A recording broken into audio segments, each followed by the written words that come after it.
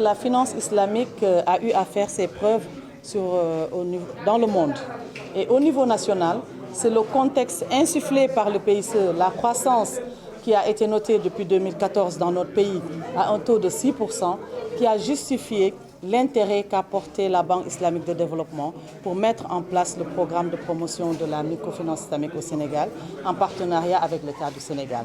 Donc c'est un contexte international et un contexte national qui ont été favorables à l'avènement de la finance islamique dans notre pays en général et de la microfinance islamique en particulier. Alors, le Promise, qui est le programme que j'ai l'honneur de coordonner, a pour mission d'implanter dans notre pays la pratique de la microfinance islamique de façon pérenne.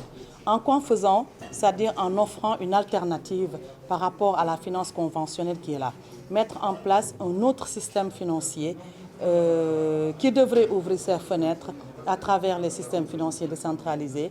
Et aussi, la législation permet aussi au privé d'ouvrir des guichets exclusivement dédiés à la microfinance islamique dans notre pays. Alors, les cibles de notre programme, ce sont les jeunes, les femmes, les micro, petites et moyennes entreprises, surtout en milieu rural.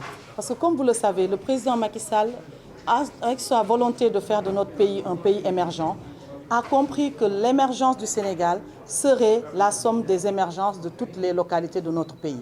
Et vous savez qu'avec l'avènement de l'acte 3 de la décentralisation, la communalisation intégrale a été instituée dans notre pays.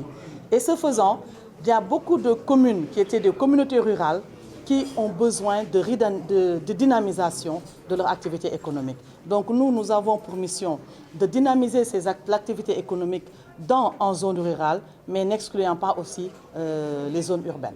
Le coût du projet est estimé globalement à 47 milliards de francs CFA, qui est divisé en 3 points, c'est-à-dire il y a une ligne de financement qui sera dédiée aux SFD, qui sont les systèmes financiers décentralisés à hauteur de 35 milliards, et aussi un fonds d'impulsion pour accompagner les SFD isolés et les SFD hors article 44 d'un fonds de 10 millions de dollars pour les aider à être en place et à avoir une activité pérenne. Cela sous-tend une création massive d'emplois dans notre pays.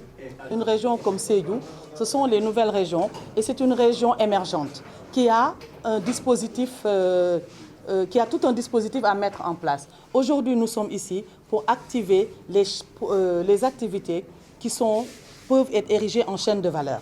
Comme vous le savez, il y a une activité prépondérante ici à Sédhiou, qui est l'activité de l'anacarde, et aussi d'autres activités annexes qui peuvent corroborer tout ce besoin de financement et besoin d'accompagnement en termes financiers.